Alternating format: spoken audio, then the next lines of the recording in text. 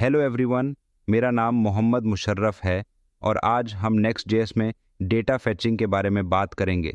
Data फैचिंग Next.js का एक important feature है और इस वीडियो में हम क्लाइंट साइड और सर्वर साइड दोनों तरह की डेटा फैचिंग को डिटेल में समझेंगे। तो चलिए शुरू करते हैं। How do you fetch data on the client side in Next.js? Client side data fetching happens in the browser after the page has loaded.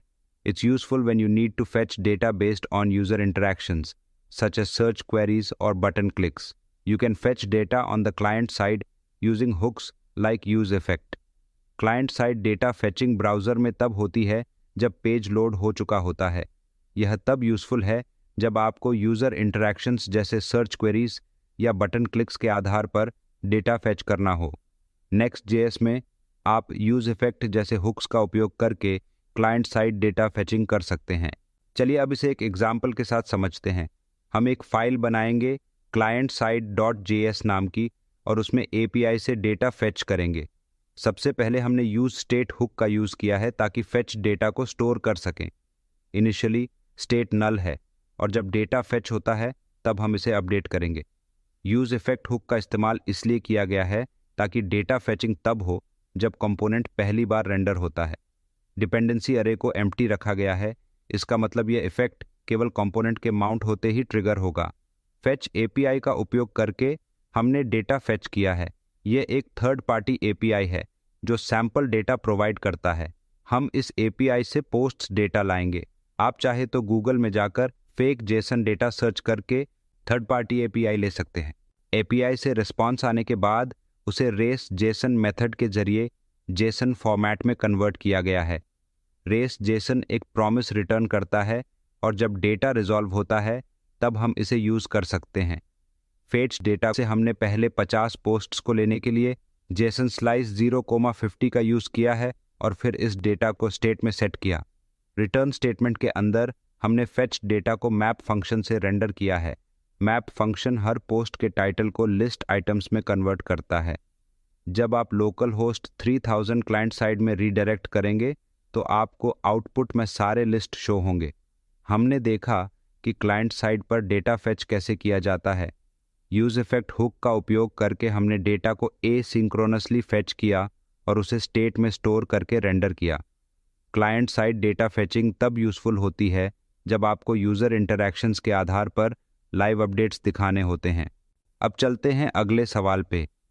How do you fetch data on the server side in Next.js? Server-side data fetching happens on the server before the page is rendered. It is useful for SEO optimization and faster initial page load. In Next.js, getServerSide props is used for server-side data fetching. Server-side data fetching server पर तब होती है जब page render होने वाला होता है।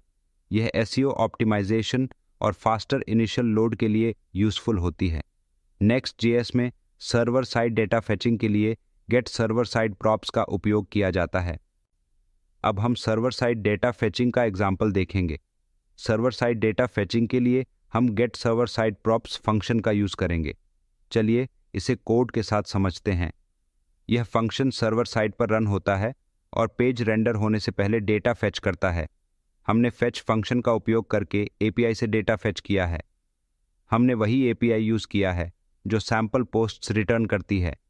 Fetched data को जेसन मेथड से जेसन फॉर्मेट में कन्वर्ट किया गया है। रिटर्न स्टेटमेंट में फेच्ड डेटा को प्रॉप्स ऑब्जेक्ट के रूप में रिटर्न किया गया है। इस प्रॉप्स ऑब्जेक्ट को हम पेज कंपोनेंट में एक्सेस करेंगे और रेंडर करेंगे।